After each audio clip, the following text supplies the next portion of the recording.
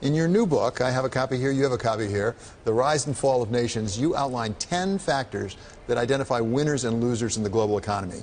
One of those winners, in your opinion, is India, despite its shortcomings. One of the potential losers is China. So let's go through those. Why is it that you think India may have a bright future?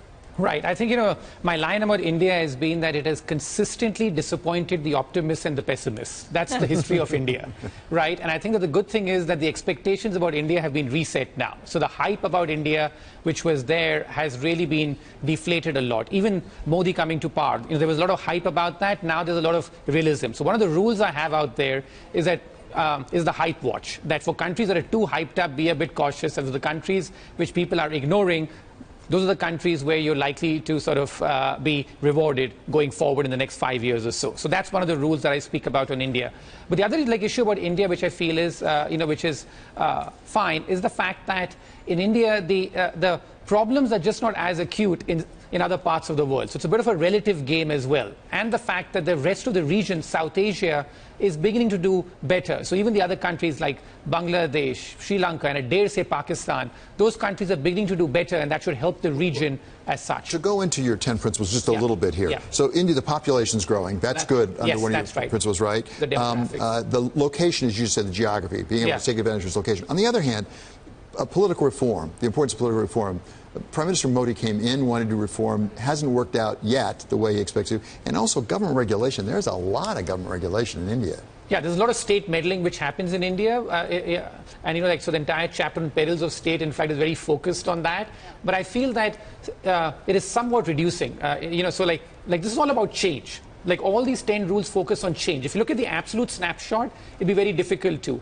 And in today's environment, you have to remember one thing more, which is that there's no country in the world which will score well on all the 10 rules. Right. There's not one country today which will score well on all the rules. Well, when you say it's improving, you should tell that to Apple and Tim Cook right now, right, who can't get their stores into India because of government regulation, because they have to have local ownership. There are lots of problems in India. But the thing about India is that the base is so low.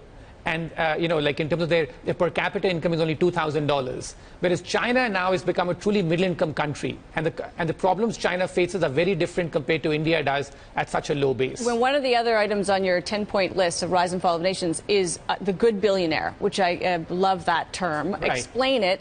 China actually does better on the billionaire front than India, maybe not by much. But what's good about billionaires? Yeah, I have an entire chapter there focused on income inequality. I think this has really become the hot issue across the world. And my entire point there is, when does income inequality become such an issue that it begins to affect the economic reforms in a country, where the population has a backlash against wealth creation because they think all the wealth being created is sort of only benefiting a few people or a few bad billionaires. So the entire chapter about good billionaires, bad billionaires really sort of looks at the list of billionaires in a country and tries to assess what does that tell you about a country.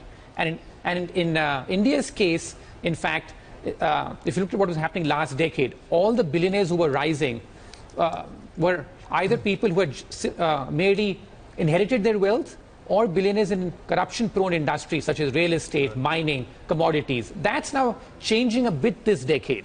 But in China's case, a lot of the rise of the billionaires has been concentrated in the good industries, such as tech. So that's a positive factor for China.